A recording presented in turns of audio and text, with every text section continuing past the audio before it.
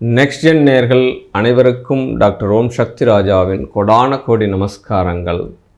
கார்த்திகை மாதத்தினுடைய பலாபலன்கள். கார்த்திகை மாதம் அப்படின்னாலே தீபத் திருநாள் தான் எல்லாருக்கும் ஞாபகம் வருது.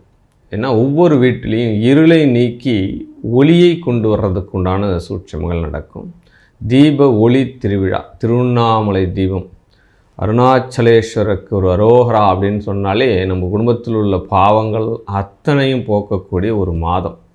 இந்த மாதத்தினுடைய கிரக சஞ்சாரங்களை நம்ம முதல்ல பார்க்கலாம். குரு பகவான் கடகத்தில் வக்ரகதியாக இருக்கிறார். அதே போல் சனி பகவானும் வக்ரகதியாக இருக்கார் மீனத்தில். புதன் வக்ரகதியாக விருச்சிகத்தில் இருக்கார். அந்த புதன் பகவான் கார்த்தி 8ஆம் தேதியிலிருந்து விருச்சிகத்திலிருந்து துலாத்துக்கு பயிற்சி ஆகிறார். கார்த்தி 11ஆம் தேதி வரை சுக்கிரன் துலாத்திலிருந்து விருச்சிகத்துக்கு பயிற்சி ஆகிறார். முக்கியமான பயிற்சி கார்த்தி மாதம் 20ஆம் தேதி குரு பகவான் வக்ரகதியாகவே கடகத்திலிருந்து மிதுனத்துக்கு பயிற்சி ஆகிறார் ஆன்டி கிளாக் வாய்ஸில். கார்த்திகை மாதம் 21ஆம் தேதி புதன் பகவான் மறுபடியும் துலாத்திலிருந்து விருச்சிகத்துக்கு பயிற்சி ஆகிறார்.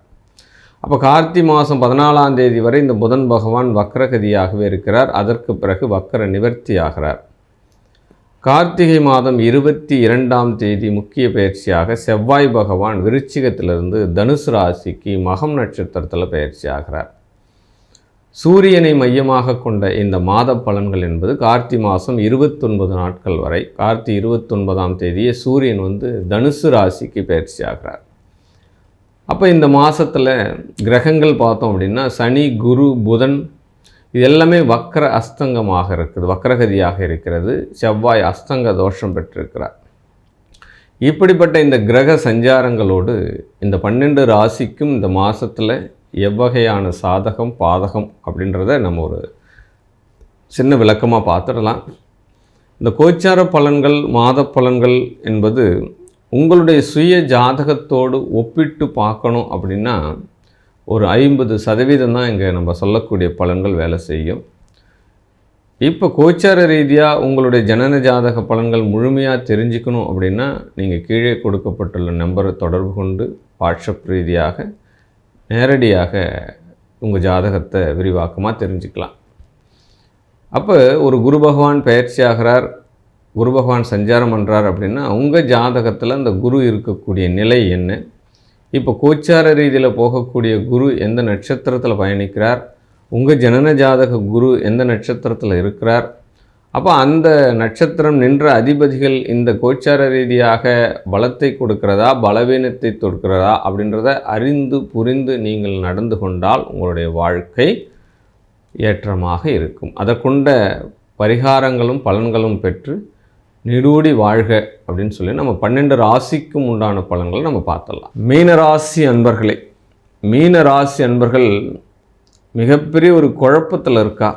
குழப்பத்திலிருந்து தெளிவு நிலைக்கு வருவதற்குண்டான ஒரு மாதமாக இந்த மாதம் செயல்படுகிறது. ஏன்னா உங்கள் ராசிக்கு குரு பகவான் 5ஆம் இடத்துல இருக்கார். அவரும் வக்ரகதியாக மறுபடியும் 4ஆம் இடத்துக்கு கேந்திரத்துக்கே வரார்.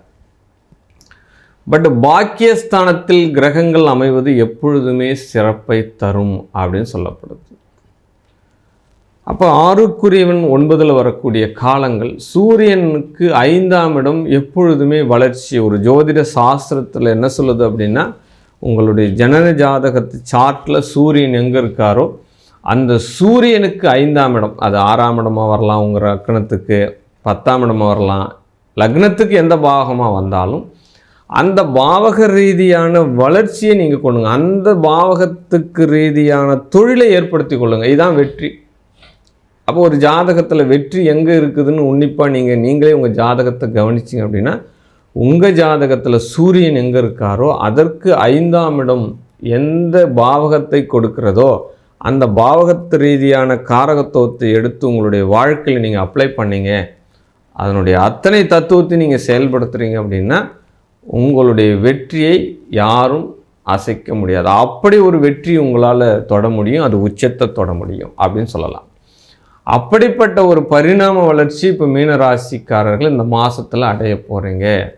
அபரீதமான வளர்ச்சி. அப்போ உச்சத்துக்கே போகக்கூடிய ஒரு வாய்ப்பு அப்படின்னு சொல்லலாம். வரக்கூடியது எல்லாமே வெற்றியாக வந்தால் என்ன பண்ண முடியும், அவ்வளவு சக்ஸஸ் உங்களுக்கு இந்த மாதத்தில் இருக்குது அப்படின்றத ஆணித்தரமாக நீங்கள் எடுத்துக்கலாம். ஏன்னா அந்த பாவகத்தில் சூரியன் தான் பலன் தரப்போகிறார். உங்களுக்கு 6ஆம் அதிபதி, உத்தியோகஸ்தானாதிபதி, ரொம்ப நாளாகவே தொழில் ரீதியான பிரச்சனைகள், அப்போ உடல் ரீதியான பிரச்சனைகள், மனம் ரீதியான பிரச்சனைகள், இந்த எல்லாத்துக்குமே மருந்தாக இந்த கார்த்திகை மாதத்தில் சூரியனுக்கு 5ஆம் இடம் உங்கள் ராசியாக இருக்கிறதுனால அநேக வளர்ச்சிகள் உருவாகும். ஆமாம், அப்போ இடத்தில் இருந்தக்கூடிய பிரச்சனைகள் சரியாகும். அப்போ ஒரு இடத்த விற்கிறதா வாங்கிறதா நிறைய குழப்பங்கள், வாகனத்தின் மீது கடன், அப்போ பொருளாதார ரீதியான தடைகள், இது எல்லாமே உங்களுக்கு சரியாகக்கூடிய ஒரு மாதமாக இந்த கார்த்திகை மாதம் இருக்க போகிறது. அப்போ கொண்டாட்டம் தான் இந்த மாதம். உங்களுக்கு மிகப்பெரிய ஒரு கொண்டாட்டங்கள் உருவாகிறதுக்கு உண்டான சூழல்கள் ஏற்படும். அப்போ நண்பர்கள் ரீதியான பிரிவுகள் உண்டாகும் அப்படின்னு சொல்லலாம். ஆமாம், ரொம்ப நண்பர்கள்கிட்ட ரொம்ப சண்டை சச்சரவுகள் இதெல்லாமே வரும். நம்பிக்கை இல்லாத தன்மை உருவாகும். ஏன்னா 7க்குரியவன் அஷ்டமஸ்தானத்தில் வக்ரகதியாக இருக்கிறதுனால ரொம்ப நம்பிக்கை வச்சுருக்கிறோம், அவங்களே நம்மளுக்கு பாதகமாக செயல்படுறாங்களா, அவங்க மேலே ஒரு வெறுப்பு நிலை, இதெல்லாமே உருவாகும். நம்பகத்தன்மை உருவாகும். இதெல்லாமே இந்த புதன் வக்கரத்திலிருந்து நிவர்த்தி ஆகும் பொழுது மனமாற்றங்கள் உருவாகி சரியாகின்றது தான் உண்மையான கதை அப்படின்னு சொல்லலாம். பட்டு 9ஆம் இடத்தில் இருக்கக்கூடிய கிரகம் 10க்கு இந்த மாதத்தினுடைய கடைசிக்கு மாறுறதுனால 2க்குரியவன் 10ல், 9க்குரியவன் 10ல், அப்போ செவ்வாய் 10ல் திக்பலமாக வர்றார், குருவோட இடத்துக்கு வர்றார். குருவனுடைய பார்வையில் செவ்வாய் குருவனுடைய பார்வை, சூரியன் உங்கள் ராசியை பார்க்கறது, செவ்வாய் குரு சூரியன் இந்த 3 கிரகங்கள் சேர்க்க இருக்கிறதுனால அப்போ தர்ம கர்மாதிபதி யோகமாக இந்த மாதம் உங்களுக்கு செயல்படுறது.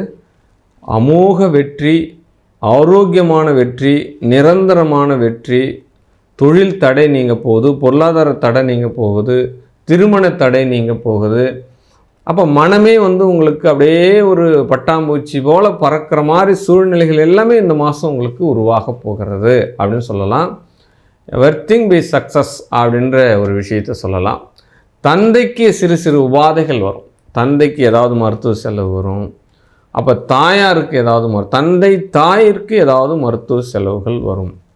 அப்போ தந்தையும் தாயுமாக இருக்கக்கூடிய பகவான் யார் அப்படின்னு நீங்கள் எடுத்துக்கணும். தந்தையும் அவரே, தாயும் அவரே அப்படின்ற மாதிரி ஒரு விஷயத்தை நீங்கள் கிரியேட் பண்ணுறீங்க அப்படின்னா முருகப்பெருமானுடைய வழிபாடை செய்யுங்க. ஆமாம், அவருடைய வழிபாடு உங்களுக்கு வெற்றி மேல் வெற்றியை தரக்கூடிய ஒரு மாதமாக இந்த மாதம் இருக்குது. உங்கள் பக்கம் இப்போ காத்தடிக்குது, தைரியமாக நீங்கள் தூத்திக்கலாம். சக்ஸஸ். நீங்கள் இந்த மாதத்தினுடைய கமெண்ட்ஸை இந்த மாதத்தினுடைய கடைசியில் கூட நீங்கள் போடுங்க. என்னென்ன அனுபவிச்சிங்க, நம்ம சொன்னக்கூடிய வார்த்தைகள் உங்களுக்கு எந்த அளவுக்கு பிரயோகமாக இருந்தது அப்படின்றத நீங்கள் கமெண்ட்ஸ்லேயே தெரிவிக்கலாம். வாழ்க வாழ்க வாழ்க வாழ்க.